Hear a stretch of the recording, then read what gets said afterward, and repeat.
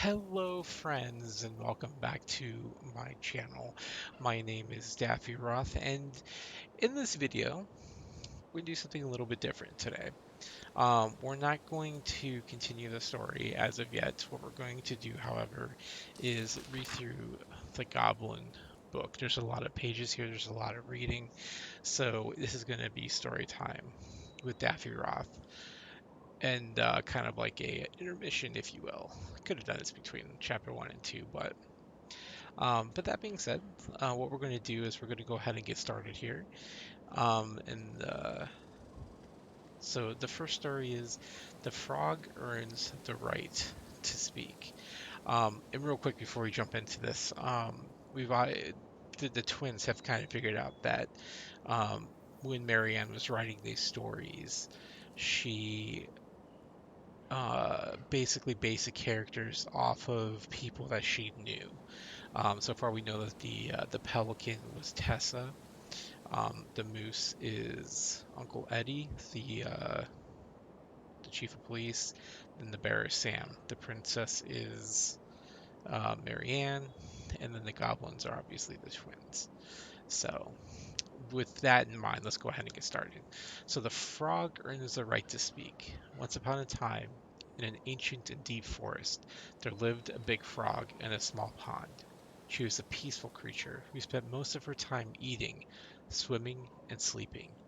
From the morning to the evening, she did everything the smaller frogs did, except she did it bigger. She ate more, she jumped farther, she was smarter, and she made much more noise. Everybody in the forest could hear her loud croaking, and everybody was happy that they could. You see, it was easy to get lost in the forest, but thanks to the frog's loud noises, you can just as easily find your way back to her pond. Maybe it would not have been the same if the big frog had kept singing during the night, but she was much too lazy an animal to stay active after dark. One day, an unknown visitor came to the forest for the first time. It was a young woman, dressed in a beautiful gown. She was walking fast through the woods, as if she was running away, and she never looked back. Many eyes spied the princess pass by, but no one dared to help her, for the mad hunter was on her trail.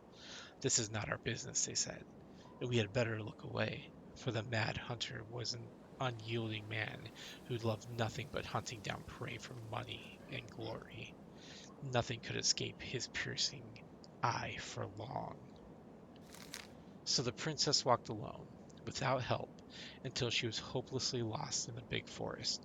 Exhausted, she pressed on, with no idea of where she was heading. As the hunter drew ever closer, dogged in his pursuit, she continued this way until she heard a heavy croaking far off to her left, so clear and loud that the princess immediately made for the source of the noise. A few minutes later, she reached a big frog in a small pond, and the frog looked at her with a gentle smile. "Help me, please," said the princess. "I need a place to rest and hide." "Ribbit," answered the frog, and the princess frowned. "Please stop making noise. The mad hunter is after me." "Ribbit," said the frog again, so loud that the princess had to cover her ears. The creature began to jump every which way. "What are you doing?" asked the princess. "Stop all that noise, or he will find us." But the frog kept croaking and jumping around her, left and right, up and down, "Ribbit, ribbit," until the princess understood the meaning of all this fuss. Cautiously, the woman climbed on the back of the big animal, and then with a leap, the frog set off away from the pond. The frog jumped so high and so far that even the hunter could not find where the princess had gone. With a few jumps, the princess was out of his piercing eye. A few jumps more, and she had vanished for good. The princess closed her eyes and let her clever mount carry her wherever the creature pleased. Less than an hour later, the big frog had reached the other side of the ancient forest, near the shores of a very deep lake. There she landed without a noise, in front of a big wooden house that had been abandoned. "Thank you," said the princess, covering the animal's snout with kisses. "I only wish you could speak, so I could have understood what you were trying to do sooner." As she pronounced those words, something incredible happened. The big frog was suddenly able to speak. Her first words startled the princess. "The Mad Hunter is always at my heels. Now you're safe, and I've had my revenge. You can stay in this house. It's been abandoned for a long time, and no one will look for you here." And then, without looking back, the big frog jumped back to the pond. And this is how the big frog saved the princess and how she earned the right to speak. The Bear and the Princess. Once upon a time, in the ancient and deep forest, the old bear stood on the bank of the river, swiping at salmon on their way to the spawning grounds. Just as he got his paw on a particularly fat one, he heard a woman shouting for help. He considered simply cating his salmon, but then she screamed again, and he lumbered over to investigate. After a short walk, he found the princess clinging to the top of the tree, while a wolf snarled and snapped at the base of the old tree. Old Bear would normally not get in the middle of such a situation. After all, as a fellow predator, he understood the wolf's need to hunt, and when he saw the princess, he was struck by her beauty, and he knew he had to help. With a great roar, the bear heaved onto his hind legs, rising to his full height. The wolf snapped and snarled in his direction, but the bear roared again, and the wolf took off into the tree's tail between its legs. The old bear fell back down on all fours. It stared up at the princess. She regarded him fearfully. "You can come down," he said. "I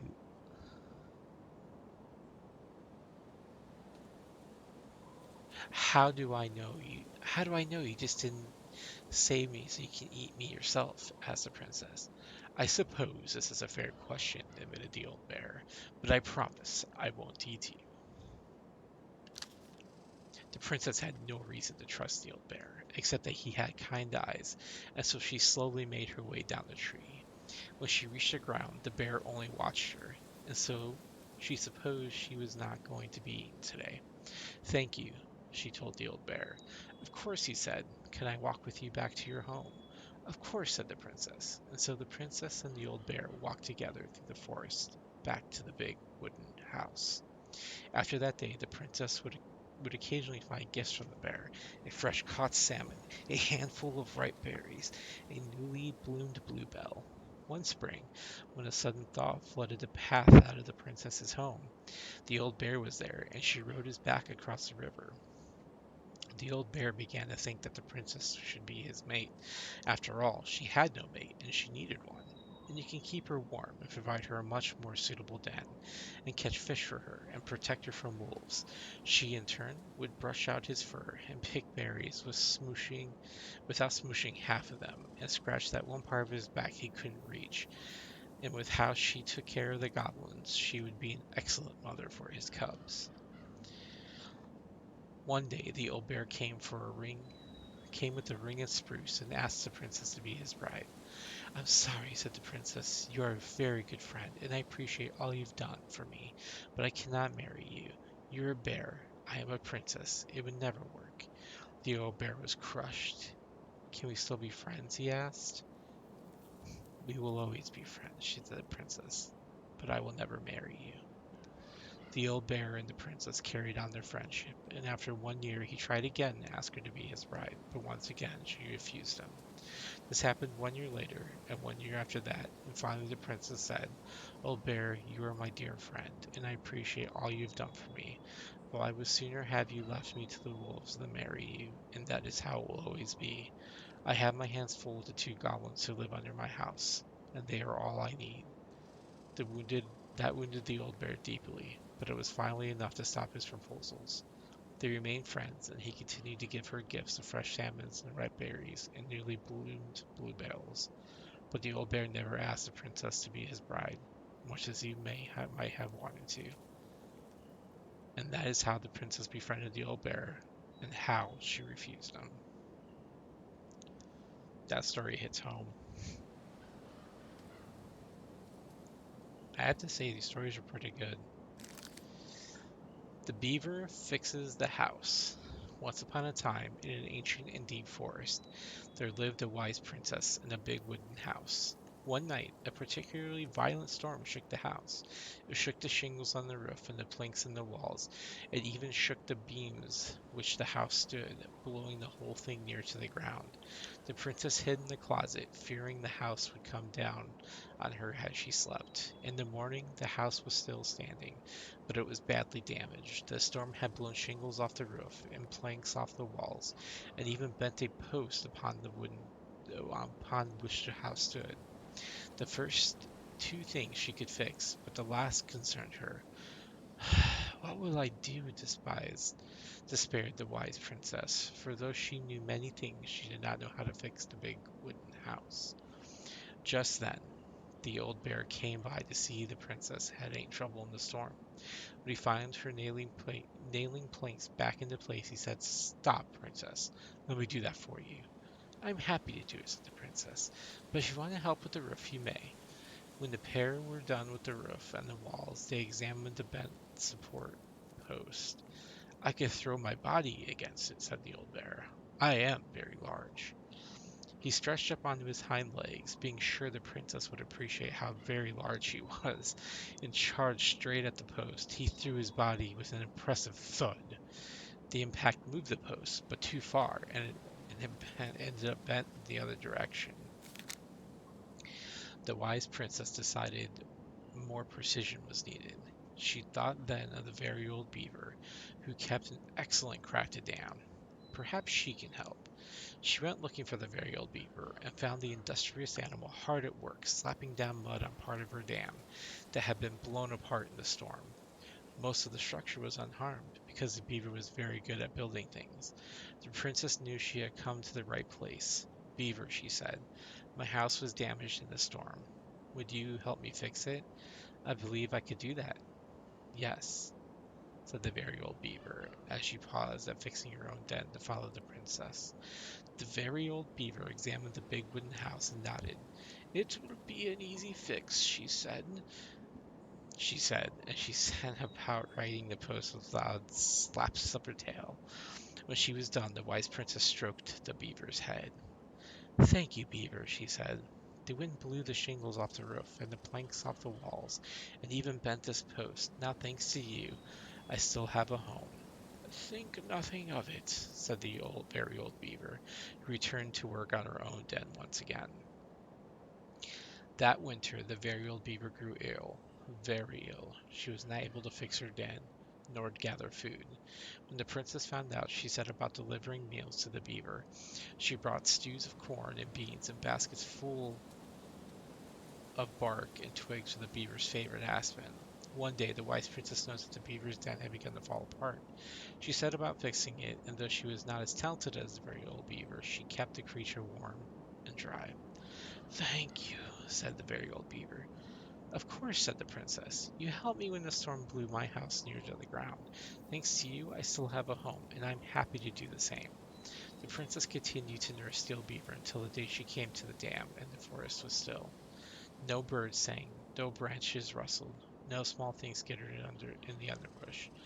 "Oh," said the princess, staring sadly at the dam, for she knew the old beaver had passed on. "Goodbye, my friend." And that is how the very old beaver saved the big wooden house, and how the wise princess repaired her kindness. The Princess's Party. Oh, I'm going to skip this one because we already read this one in the actual game itself. Alright. Let's see here.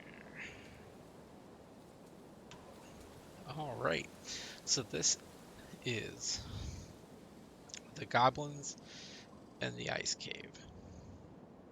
Once upon a time, in the deep and ancient forest, the crafty goblins were playing near the glacier when they discovered a hole in the ice. They crept through a gradually widening passage and found themselves inside a spacious ice cave. Light spilled down the undaunting blue-white walls in a way that made them look like electric waterfalls, and a column made up of hundreds of icicles stood in the center. This was a time before the goblins had settled beneath the old wooden house, and they had nowhere to live. "Perhaps we can live here," they said excitedly.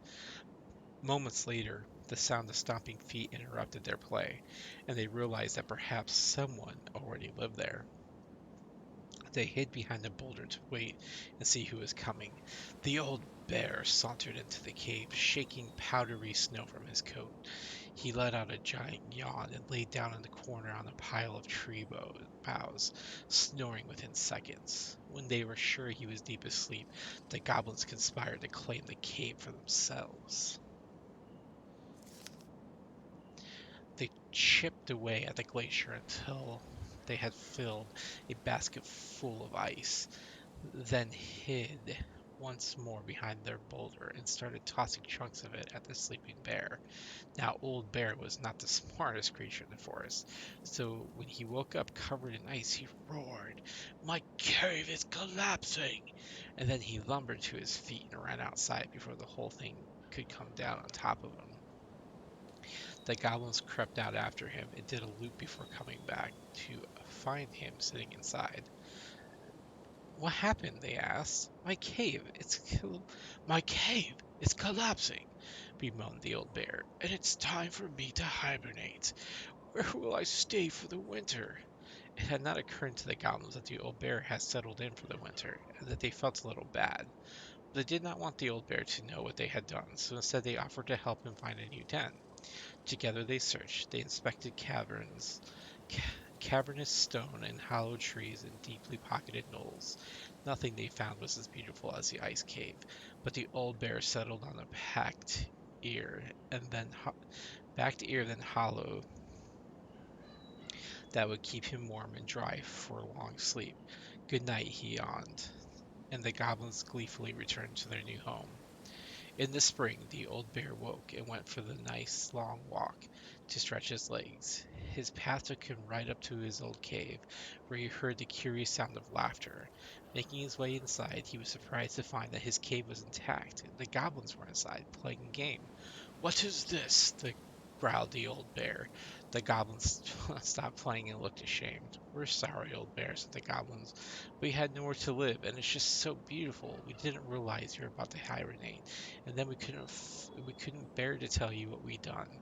The old bear was angry at the trick, but the young goblins looked appropriately ashamed, and so he said, "Come with me." He led the crafty goblins to the hollow in which he had hibernated for the winter. "You two can have this spot," he said. And look, someone had built a big wooden house right over top of it.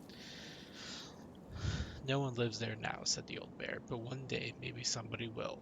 The earthen hollow was not as beautiful as the ice cave, but it kept the goblins warm and dry, and they were excited that some day they might have someone living overhead, someone who baked cakes and tolerated their mischief.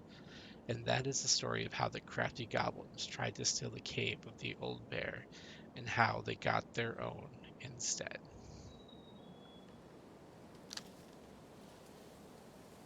The Princess and the Two Thieves. Once upon a time, in an ancient and deep forest, there lived a wise princess in a big wooden house. The house was built from the strong wood of the forest, and it kept the princess warm and safe. The princess was not a native of the forest, but she never spoke about where she had come from, for it made her cry. She did not have many friends, but that was how she liked it. The forest was big and deep, and many paths led to her house, but not many visitors passed by.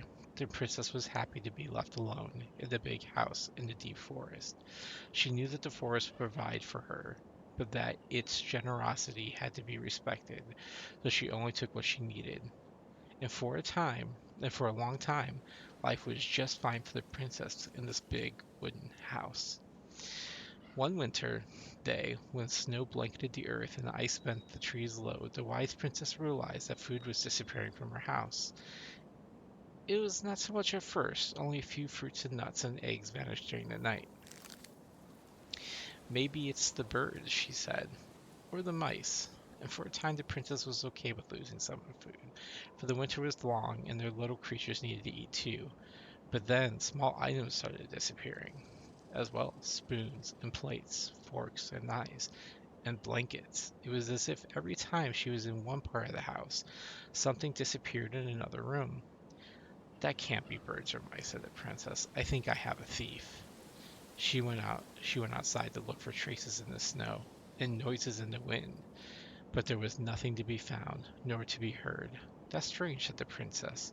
Maybe the thief is hiding inside my house. For many days she hunted, looking behind the curtains and under the bed, in the attic and the chimney, behind the poles and under the carpets, but she found nothing. And as she searched, food kept on disappearing.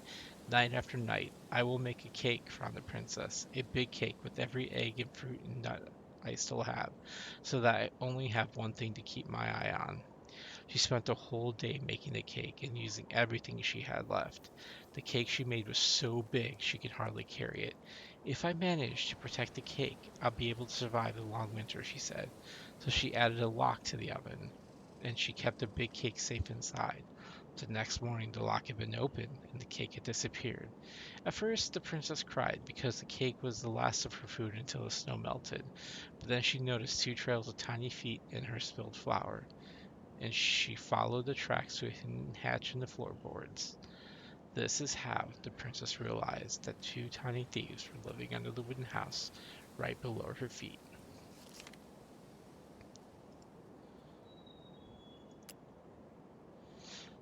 The princess makes new friends. Once upon a time, in an ancient and deep forest, there lived a wise princess in a big wooden house. She had been living alone just fine for a very long time, until the day she noticed food and small items were disappearing from her house. The thefts went on and on until the day her last cake, which had been made with the last of her eggs, the last of her fruit, and the last of her nuts, and the last of her flour. Well, that last cake was stolen too, and all she found at the scene of the crime were two trails of tiny feet and the spilled flour leading to a hidden hatch in the floorboards. The princess did not try to open the hatch, nor did she try to break it. She was too tired and too hungry. All she can do was cry in silence, alone in the big wooden house hidden in the ancient and deep forest. She cried for a long time until evening arrived, and then she cried some more. Suddenly a tiny voice came from under the house.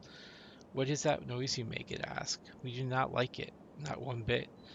"I'm crying because you two are mean to me, whoever you are. You stole all the food I had, and I will starve before the end of this long and cold winter." The hatch opened, just a peep, revealing two frowning faces, peering out from the darkness of their hideout. "But we are hungry too," said the second creature. "We've been hiding in this cave for a long time, and now the winter is upon us, and we need food." The princess dried her eyes and smiled at the two goblins. "If we were friends, we could share the cake you stole from me." The two thieves spat and smirked. "A friend? What is that?" The princess frowned as she realized that the two tiny thieves were as lonely as she was. "A friend is someone you love and care for, someone you would never hurt. We never hurt each other, and we care for each other," said the goblins at the same time. "Does that mean we're friends?" "Yes, that's exactly it. And if we were friends, you would not hurt us?" "Of course not. Friends trust each other." The goblins shook their little heads. "We trust no one, for no one trusts us." The words made the princess cry again, for now she understood that the two creatures were not as lonely as she was here in the big wooden house, but they had been lonely since they were born. "You're making that noise again," frowned the goblins. "Please stop that, for it makes us feel unhappy." "Are you a witch? Is this some sort of magic? It makes you unhappy because we are friends," said the princess, "but we don't know you, and you are not like us. Sometimes friendships comes right away, even between people who are different. Does it mean we can't steal from you anymore?" "Yes, but that's what we do. We are the crafty goblins who live under your house." "Well, then maybe we can arrange something." "Is that what friends do?" "Yes, I believe they do," she said. And this is how the princess met the crafty goblins and how they became friends. The Bear's Big Paws. Once upon a time, in the deep and ancient forest, the old bear was out looking for a snack when he spied a bee's nest in a hole high up in a tree. The tree was dry and brittle, But the old bear was hungry, and so he made his way to the nest. But when he got there, he found his giant paw couldn't fit inside. Determined, he tried to force it inside, but the effort caused a branch below him to snap. The old bear tumbled to the ground and landed with a painful oomph. He lay there, stunned from the fall, when all of a sudden something bit him. The bite was followed by another and another and another. Carpenter ants were swarming up his legs. You see, they had been nesting in the branch, and they did not appreciate being forced from their home. The old bear howled and jumped to his feet to dance around as he swatted and snapped, but his big paws couldn't do much about their tiny ants. When he had finally managed to squish or square them all off, the old bear heard someone laughing. The crafty goblins had seen the whole thing. Clumsy old bear, they teased. Those big old paws aren't good at anything, are they? Then they sped off, leaving old bear pride hurt just as bad as his body. He lumbered through the forest, hungry and sad. Maybe I am just a clumsy old bear, he moaned, and my big old paws aren't good at anything. At that moment, the old bear heard a sad sound noise. What's that? He wondered, and followed the sound up to a mountain goat that stood atop a boulder high up a hillside. Old bear, she cried. Old bear, please help me. My kid is stuck. Sure enough, a tiny mountain goat was trapped inside the stones, bleeding sadly. The old bear began to walk toward them and then stopped. I'm probably just going to make things worse, he thought. But then the goat kid started to bleed even louder, and the old bear put away his fear. He climbed up to where the old goat was trapped, to the goat where the goat was trapped, careful where he stepped and trying not to think of how he had just fallen out of a tree. Every now and then the ground would slide away from under his feet, but he kept going. When he reached the goat kid, he put his mighty paws against one of the boulders and began to push. At first it didn't budge, but he dug in and pushed even harder. Finally, the boulders parted just wide enough to let the kid scramble to safety. The old bear released the boulder and let out a roar of triumph. Roar! Thank you, guessed the mama goat, as she and her kid bounded up the mountain. The old bear watched them go with a smile, and then made his way back down to the hillside, wiggling his rump in triumph as he went. To his surprise, the crafty goblins waited at the bottom of the hill. We saw the whole thing, they said. We were wrong. You aren't just a clumsy old bear, and your paws are good for helping others. The old bear forgave the goblins for doubting him, because he had doubted himself just as much. He never again thought his paws weren't good at anything, even though sometimes they weren't always great at everything. And that was how the old bear proved that his heart was bigger than his paws. The Moon Hag loses her name. Once upon a time, in a deep, cold lake in an ancient forest, there lived an old seal who was a powerful witch in disguise. She was mean and cruel, and she liked nothing more than to swim in the deepest part of the lake, where the light was dim under the ice, admiring the corpses of the many victims she tricked into the water over the years. She was so hateful that only the cold water of the lake could keep her cool. Her most prized possession was a tin mirror, sold to her by the secret keeper, and she kept it in a chest at the bottom of the lake. It was no ordinary mirror. If you looked in it, you would see a reflection of who you truly desired to be, and for 1 hour the mirror granted you the power to appear as that person. Whenever a boat or an unwise traveler approached the edge of the lake, the old witch used the mirror to appear as the beautiful woman she'd always wished to be, and with this disguise she lured the unfortunate sailor or wanderer into deep and cold water. There the old seal forced the victim to become her servant, and when she was done with them, they joined her collection of corpses in the deepest part of the lake while it was kind of dark. One day, when the old seal swam down to her den under the lake, she discovered that someone had stolen her mirror. The chest where she kept her most prized possession had been forced open, and now it was empty. Who could have committed such a crime? Who had dared to deprive her of her only treasure? The old seal went mad. Her anger heated the water of the lake around her. For a time, everyone was happy with the temperature change, for the weather suddenly became sweeter and the air warmer, but after a few weeks things started to get ugly. First the fish began to die off, for they could not live in the hot water. Then the glaciers began to melt, and the water of the lake rose and spilled out, flooding the forest and the meadows. And finally the weather grew so hot that even the Ice King himself was awakened from his long sleep and decided to see what was going on. In the deepest part of the lake he found the Mad Witch steaming among the corpses of her victims, so angry that the lake was about to boil. It only took a few minutes for the Ice King to understand what had happened and demanded that thieves present themselves before him. The thieves had no choice but to appear, for no one dared to disobey the Ice King. The crafty goblins presented themselves, mirror in hand. "Why did you steal the mirror?" asked the king. "We were curious. We just wanted to see what we really wanted to be," apologized the goblins. "But the stupid thing is broken. We look the same." "That does not mean it did not work," smiled the Ice King. "Now apologize and give the mirror to me, for it is too powerful to be used by thieves or a mean old hag." The goblins apologized and gave the mirror to the Ice King, but the old seal was still hungry. "And what about me?" was still angry. "And what about me?" she asked. "I have been deprived of my treasure, and I demand compensation." The Ice King frowned as he spoke again. "Old hag, you are mean and cruel.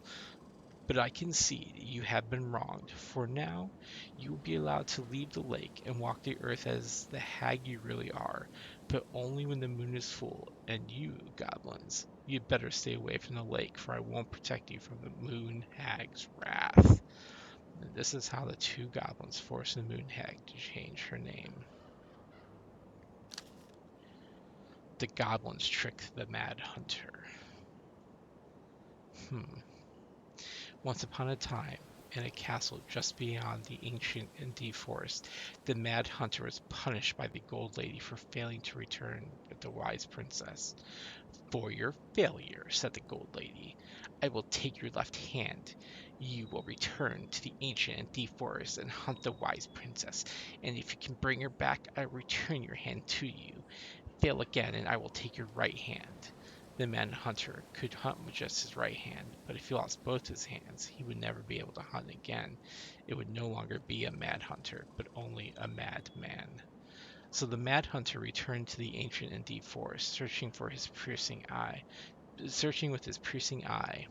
for the wise princess. The crafty goblins were out searching for mischief when they saw the mad hunter on the prowl. "We cannot let him find the princess," said the goblins, and so they devised a plan. It was wash day, and the princess had hung her beautiful gown out to dry.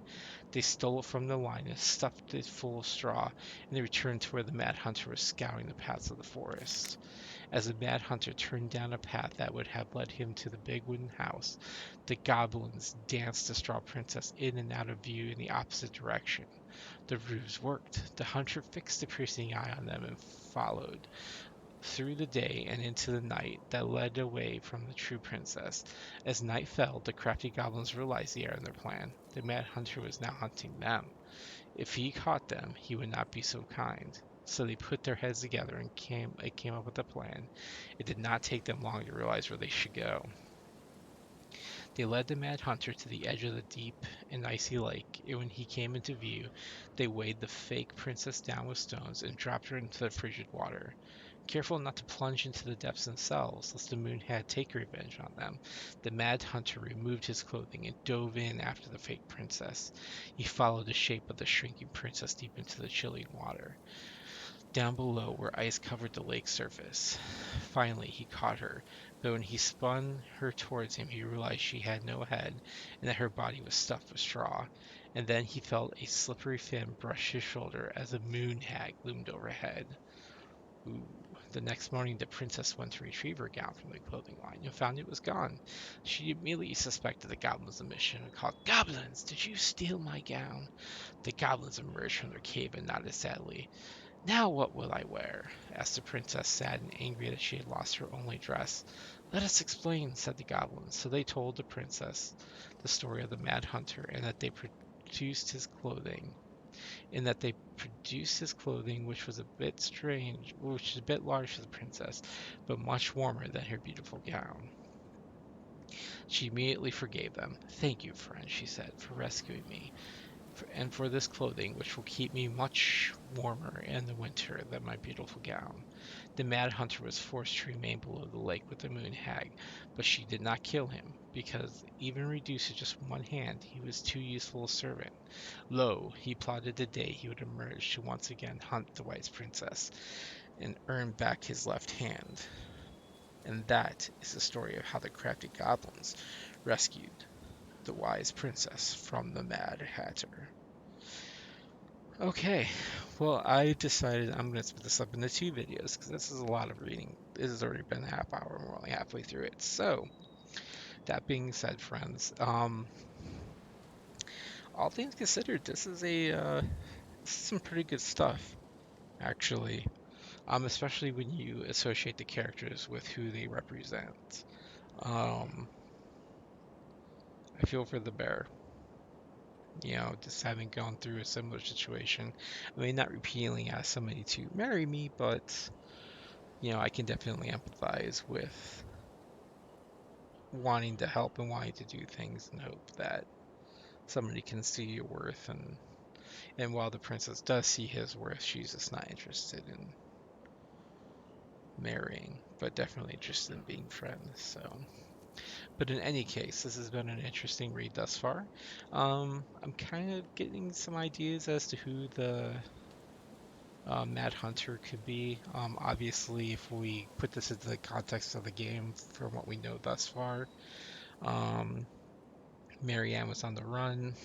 I assume, I don't think she found the kids, but that's always a possibility. I don't obviously think that, but she obviously brought the kids with her on the run with somebody, from somebody, and then Sam came around helping, and I'm not sure how Eddie fits into this, but um, either way, somebody was looking for Marianne, so that explains why the isolation and everything else, and that's who I believe she was seeing that night on the dock. So, anyways, that being said, until our next video, my friends, we will continue in on the other half of this wonderful book here. But for now, I wish you all a wonderful day. Again, my name is Daffy Roth. If you like this video, like and subscribe. Not going to be a whole many like this, but this is kind of a special thing here. So, but until then, friends, may all your stories be glad ones, and your roads be smooth and short. Until next time, friends. Bye.